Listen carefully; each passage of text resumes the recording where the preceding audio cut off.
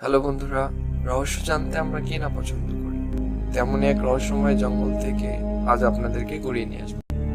তাহলে দেরি না করে চলুন শুরু করা যাক। সুইসাইড ফরেস্ট বা আত্মহত্যার জঙ্গল। পৃথিবীতে অদ্ভুত কিছু ঘটনা ঘটে যার কোনো সমাধান বিজ্ঞানের কাছে নেই। ঠিক তেমনই একটি অদ্ভুত জায়গা হচ্ছে সুইসাইড ফরেস্ট। জাপানের ফুজি পর্বতমালার উত্তর পশ্চিমে অবস্থিত ৩৫ কিলোমিটারের একটি জঙ্গল।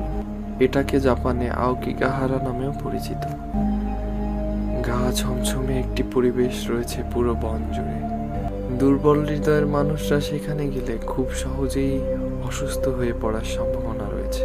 পুরাণ ইতিহাস থেকে জানা যায়, জনপদ থেকে বহু দূরে এবং নিরিবিলি হওয়ার কারণে আত্মহত্যার জন্য এই জায়গাটিকেই মানুষ বেছে নেয়।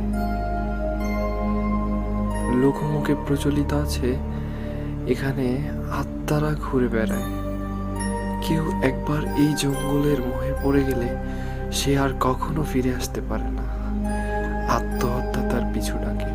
এইসব কারণে জঙ্গলটিতে জনসাধারণের প্রবেশে নিষেধাজ্ঞা রয়েছে।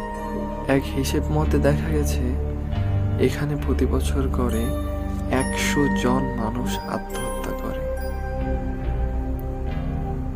একবার ভেবে দেখুন তো, কি হবে যদি কেউ এই জঙ্গলে একবার প্রবেশ করে। চারিদিকে মৃত্যুর হাহাজারি, শুনশান নিরিবিলি, গা ছমছমে পরিবেশ, অন্ধকারচ্ছন্ন। ভাবতে ভয় পাচ্ছেন? থাক, ভাবতে হবে না। জীবনের সমস্যার সমাধান কখনো আত্মহত্যা দিয়ে হতে পারে না। চরম কঠিন পরিস্থিতির মধ্যে বেঁচে থাকাটাই হচ্ছে জীবনের প্রতি প্রতিশোধ নেওয়া। এরকম অদ্ভুত আরো ঘটনা জানতে সাবস্ক্রাইব করে আমাদের সঙ্গেই থাকুন। ধন্যবাদ।